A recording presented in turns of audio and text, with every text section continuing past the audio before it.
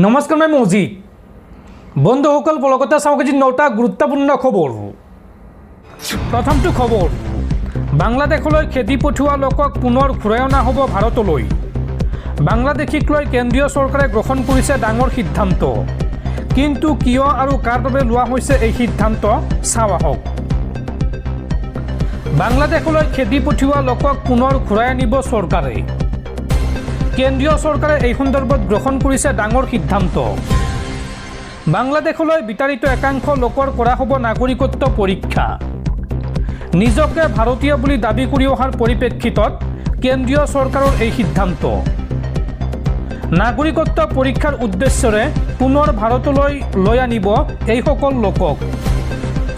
এই পৰীক্ষাৰ ফলাফলৰ ভিত্তিতে চৰকাৰে গ্ৰহণ কৰিব পৰৱৰ্তী পদক্ষেপ। সুপ্ৰিম কোৰ্টত সলিচিটৰ জেনেৰেল তুষাৰ মেহতাৰ এই মন্তব্য। পৰৱৰ্তী খবৰ, বিজেপিৰ নাক কাটিলে জিলা সভাপতিয়ে। এইবাৰ দলৰ মহিলা কৰ্মীলৈ অশ্লীল প্ৰস্তাৱ জিলা বিজেপিৰ সভাপতিৰ। বৰপেটা জিলা বিজেপিৰ সভাপতি মহেন্দ্ৰ দাসৰ কৰ্মকাণ্ডৰ বিৱৰণ শুনিলে আচৰিত হ'ব আপুনিও। এইবাৰ বিজেপিৰ নাক কাটিলে জিলা সভাপতিয়ে।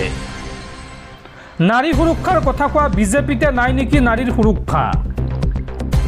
এইবাৰ দলৰে মহিলা কৰ্মীলৈ অশ্লীল প্ৰস্তাৱ বৰপেটা জিলাৰ বিজেপিৰ সভাপতি মহেন্দ্ৰ দাসৰ। বৰপেটা বিজেপিৰ জিলা সভাপতি মহেন্দ্ৰ দাসৰ লাজ লগা কাণ্ড।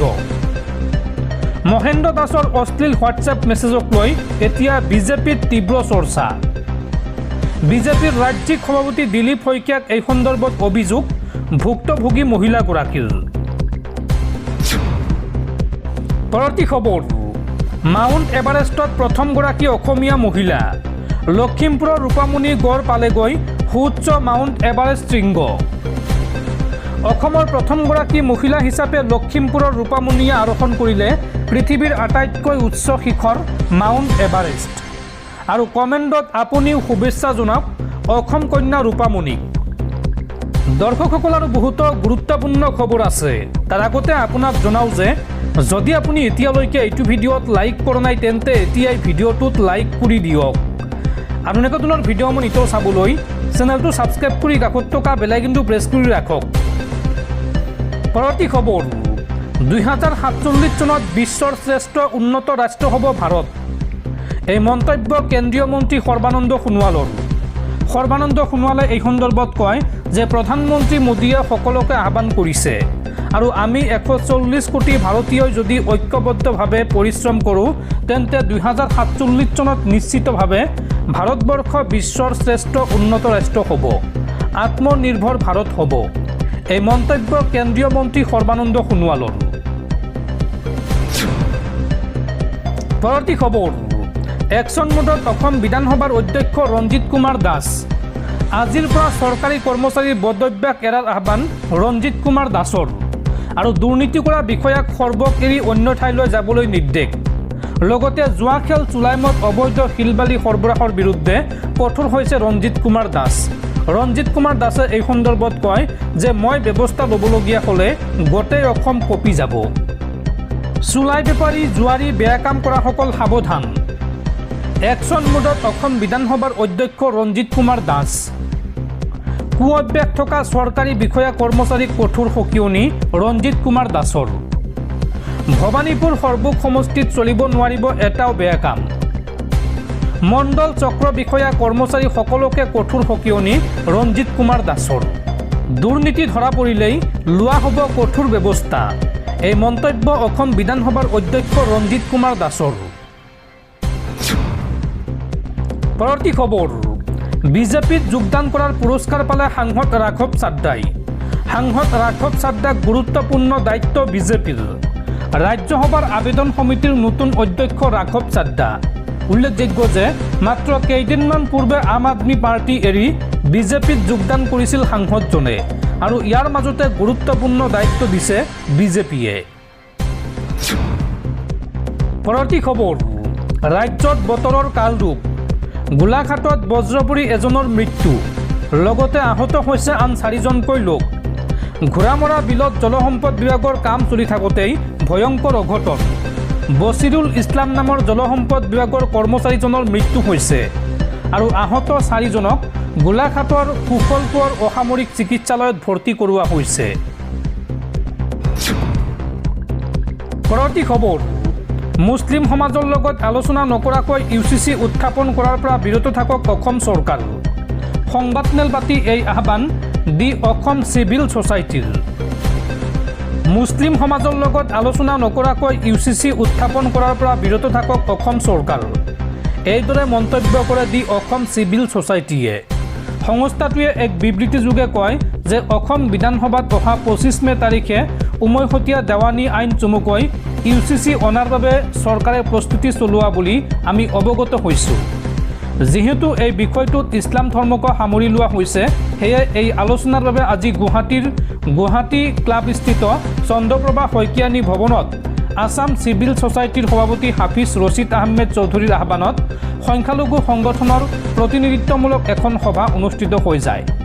এই সভাত সভাপতিত্ব কৰে ইছলামিক সংগঠন নদৱাদুত তামিৰৰ সাংগঠনিক সম্পাদক মৌলানা ফৰিদ উদ্দিন চৌধুৰীয়ে। আৰু এই বিষয়টো আলোচনাৰ বাবে উত্থাপন কৰে জ্যেষ্ঠ অধিবক্তা হাফিজ ৰছিদ আহমেদ চৌধুৰীয়ে। সভাত উপস্থিত 10টাকৈ ইছলামিক আৰু সামাজিক সংগঠনৰ নেতৃত্বই একমত পোষণ কৰে যে বিধানসভাত UCC উত্থাপনৰ পূৰ্বে বিষয়টো সংখ্যালঘু ধৰ্মীয় আৰু সামাজিক সংগঠনৰ লগত আলোচনা কৰাৰ প্ৰয়োজন, কাৰণ সমগ্ৰ বিষয়টো ইছলাম ধৰ্মৰ লগতো জড়িত হৈ আছে। এই ক্ষেত্ৰত সংখ্যালঘু সংগঠনৰ লগত আলোচনা নকৰাকৈ যাতে চৰকাৰে কোনো সিদ্ধান্ত নলয় তাৰ বাবে অনুৰোধ জনোৱা হ'ল। এই বিষয়ত আহ্বান জনাই চৰকাৰক এখন স্মাৰকপত্ৰ প্ৰেৰণৰ সিদ্ধান্ত গ্ৰহণ কৰে উপস্থিত সংগঠনৰ নেতৃত্বই। উল্লেখযোগ্য যে এই সভাত উপস্থিত থাকে জমিয়ত উলমাই হিন্দৰ 2টা গোট, আছাম চিভিল ছ'চাইটি, নদৱাত তামিৰ, জামাতে ইছলামী, আহলে সুন্নত, মুছলিম পাৰ্চনেল ল' বৰ্ড, সংখ্যালঘু সংগ্ৰাম পৰিষদ, মিল্লী কাউন্সিল, আমছু, বাক হাজৰিকা জাগৰণ মঞ্চ, কামৰূপ জিলা সমিতিৰ নেতৃত্ব। পৰৱৰ্তী খবৰ, চৰকাৰে বন্ধ কৰি দিলে কক্ৰজ জনতা পাৰ্টি চমুকৈ CJPৰ ৱেবছাইট। শিক্ষামন্ত্ৰী ধৰ্মেন্দ্ৰ প্ৰধানৰ পদত্যাগৰ দাবী কৰাৰ পিছতে চৰকাৰে বন্ধ কৰি দিলে CJPৰ ৱেবছাইট। 10 লাখৰো অধিক লোক সংযুক্ত হৈ আছিল CJPৰ ৱেবছাইটটোৰ সৈতে, আৰু ৱেবছাইট বন্ধ কৰি দিলেও শিক্ষামন্ত্ৰী ধৰ্মেন্দ্ৰ প্ৰধানে পদত্যাগ কৰিবই লাগিব বুলি মন্তব্য CJPৰ। পৰৱৰ্তী খবৰ, প্ৰধানমন্ত্ৰী নৰেন্দ্ৰ মোদীক সাক্ষাৎ আমেৰিকাৰ বৈদেশিক মন্ত্ৰী মাৰ্ক ৰুবিঅ'ৰ। প্ৰধানমন্ত্ৰী মোদীক হোৱাইট হাউচলৈ নিমন্ত্ৰণ আমেৰিকাৰ বৈদেশিক মন্ত্ৰী মাৰ্ক ৰুবিঅ'ৰ। লগতে ৰাষ্ট্ৰপতি ডনাল্ড ট্ৰাম্পৰ বাৰ্তা দিলে বৈদেশিক মন্ত্ৰীগৰাকীয়ে। পৰৱৰ্তী খবৰ, মুখ্যমন্ত্ৰী হিমন্ত বিশ্ব শৰ্মাই হাগ্ৰামা মহিলাৰ সৈতে লগ হৈ ৰাজ্যত চিণ্ডিকেট চলাই আছে। সংবাদমেল পাতি এই বিস্ফোৰক অভিযোগ বিধায়ক অখিল গগৈৰ। শনিবাৰে ৰাইজৰ দলৰ সভাপতি অখিল গগৈয়ে এক সংবাদমেল সম্বোধন কৰে। এই সংবাদমেলত অত্যাৱশ্যকীয় সামগ্ৰীৰ মূল্য বৃদ্ধিক লৈ চৰকাৰক তীব্ৰ সমালোচনা কৰে। এই সংবাদমেলত অখিল গগৈয়ে মুখ্যমন্ত্ৰী ডক্টৰ হিমন্ত বিশ্ব শৰ্মাৰ বিৰুদ্ধে গুৰুতৰ অভিযোগ উত্থাপন কৰে। অখিল গগৈয়ে উল্লেখ কৰে যে মুখ্যমন্ত্ৰী হিমন্ত বিশ্ব শৰ্মাই হাগ্ৰামা মহিলাৰ সৈতে লগ হৈ শ্ৰীৰামপুৰ গেট আৰু বক্সিৰহাট গেটত চিণ্ডিকেট চলাইছে। অবৈধভাৱে একোখন গাড়ীৰ পৰা হাজাৰ হাজাৰ টকা সংগ্ৰহ কৰিছে। চিণ্ডিকেটৰ বাবে মুখ্যমন্ত্ৰীক অনুৰোধ জনাই BPFে পৰিবহণ মন্ত্ৰী নিজৰ হাতত ৰাখিছে। মন্ত্ৰী জয়ন্ত মল্ল বৰুৱা আৰু চৰণ বৰৰ মধ্যস্থতাত এই চিণ্ডিকেট চলি আছে, আৰু ইয়াৰ বাবেও অসমত বৃদ্ধি হৈছে মূল্য বৃদ্ধি।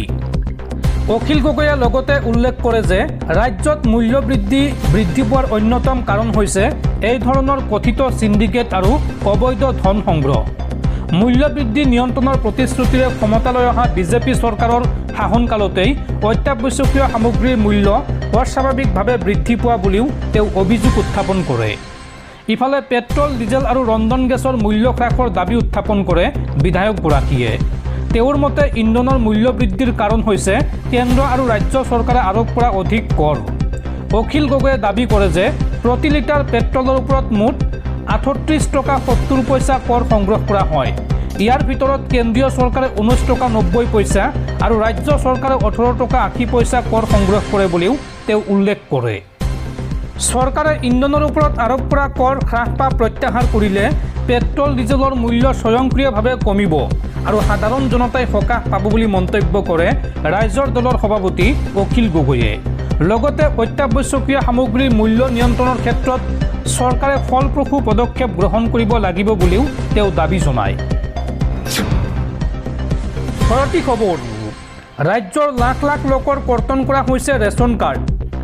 7 লাখৰো অধিক ৰেচন কাৰ্ড বাতিল কৰিলে ৰাজ্য চৰকাৰে আৰু এতিয়া নতুনকৈ আবেদন কৰিব লাগিব হিতাধিকাৰীয়ে। আম আদমি পাৰ্টিক আঁতৰাই দিল্লীৰ শাসনভাৰ হাতলৈ নিয়াৰ পিছতেই বিজেপি চৰকাৰে ৰোহিংগিয়াৰ সন্ধানত তীব্ৰ অভিযান আৰম্ভ কৰিছিল। তাৰ পিছত কেইবাখনো বসতি উচ্ছেদ আৰু পুছবেকৰ দৰে ঘটনা ঘটিছে। এইবাৰ দিল্লীত ৰেচন ব্যৱস্থাৰ সংস্কাৰ আৰম্ভ কৰিছে ৰেখা গুপ্তাৰ চৰকাৰে আৰু এই প্ৰক্ৰিয়াৰ আৰম্ভণিতে বাদ পৰিল 7 লাখৰো অধিক ৰেচন কাৰ্ড। প্ৰকৃততে দিল্লীত যোৱা 13 বছৰ ধৰি নতুন ৰেচন কাৰ্ড দিয়া বন্ধ আছিল। বিজেপি চৰকাৰে এই প্ৰক্ৰিয়া নতুনকৈ আৰম্ভ কৰিছে। অৱশ্য নতুনকৈ ৰেচন কাৰ্ড দিয়াৰ আগতে পুৰণি কাৰ্ডসমূহৰ পৰীক্ষা কৰা হৈছে আৰু এই পৰীক্ষাতেই 7.72 লাখ অবৈধ ৰেচন কাৰ্ড বাতিল কৰা হৈছে। মুখ্যমন্ত্ৰী ৰেখা গুপ্তাই জানিবলৈ দিয়া মতে পৰীক্ষা কৰাৰ পিছত চৰকাৰে এনে 6,46,123 জন লোকৰ নাম পাইছে, যাৰ আয় চৰকাৰে নিৰ্ধাৰণ কৰা সীমাতকৈ বেছি। ইয়াৰ উপৰিও প্ৰায় 95,000 গ্ৰাহকে 1 বছৰতকৈ অধিক সময় ধৰি ৰেচন লোৱা নাই। লগতে 6,000তকৈ অধিক মৃত ব্যক্তিৰ ৰেচন কাৰ্ডো চলি আছিল। দিল্লী চৰকাৰে এই সকলোবোৰ ৰেচন কাৰ্ড বাতিল কৰাৰ সিদ্ধান্ত লৈছে। আচলতে ৰেচন পোৱাৰ ক্ষেত্ৰত আয়ৰ এটা সীমা থাকে আৰু সেই নিৰ্ধাৰিত সীমাতকৈ বেছি আয় থকা লোকসকলে ৰেচনৰ সকলো সুবিধা নাপায়। আয়ৰ ওপৰত ভিত্তি কৰিয়ে কিমান পৰিমাণৰ খাদ্যশস্য পাব সেয়া নিৰ্ধাৰণ কৰা হয়। দিল্লীত কৰা হিচাপত দেখা গৈছে যে সেই 6,46,000ৰো অধিক গ্ৰাহকে বেআইনীভাৱে আয়ৰ নিৰ্ধাৰিত সীমাতকৈ বেছি উপাৰ্জন কৰিও এই সুবিধা লৈ আছিল। সেইবাবে তেওঁলোকৰ ৰেচন কাৰ্ড বাতিল কৰা হৈছে। ইয়াৰ লগতে ৰেচন পোৱাৰ বাবে থকা আয়ৰ সীমানাও চৰকাৰে বৃদ্ধি কৰিছে।